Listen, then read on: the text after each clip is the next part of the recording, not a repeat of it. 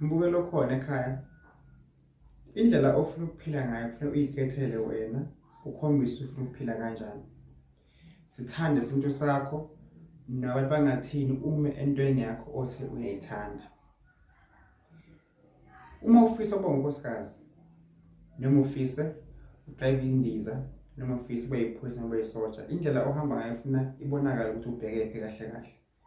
Kodwa ngifuna kusho ukuthi mangabe usene group yabantu ohamba nayo, awuzuphumela manje namanje, uyobona late, because abantu ophila nabo ebusuku awubazi usobalele or basuke babhizi ngento zabo. Ungamthemba umuntu, ngcono ukuthemba itshe nothemba umuntu. Itshe ulishiya la ube ulithole la. Umuntu umshiya la umthole asekwenye indawo. Awukaze wezwa itshe lithi itshe bani uthi ngawe no, alikwenze lokho. Mbukelo khona ekhaya. Siyohlupheka kuze kubuye inkosi uJesu makwenzeka yobuya.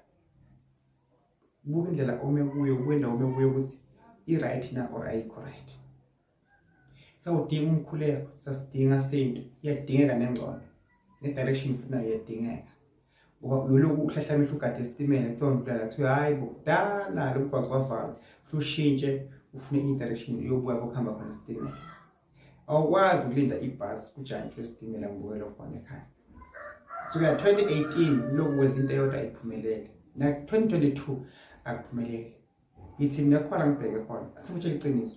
Mina ngesinye sami ngiyathanda ukuba nekhaya, ukuba nomuzi omkhulu omuhle. Ngibe nento zanezibiza mina. Kube ngiyangami nje ngivele ngithi bangilethele amanzi okugeza. Bangilethele ukudla.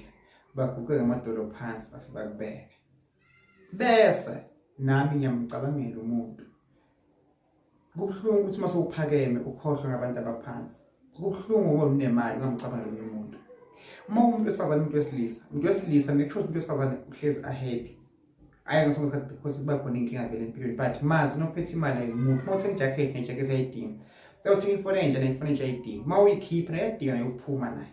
Nana lesimame hloniphani uye ukuthi mina ngishintshwe nguye uzibani ngakanje ini la uma khona yima khona. Yebo kubuhlungu awuhlumezeke emoyeni, but awukubuka ukuthi la khona vele indawo yami efanele indawo yenguyo njengamanje.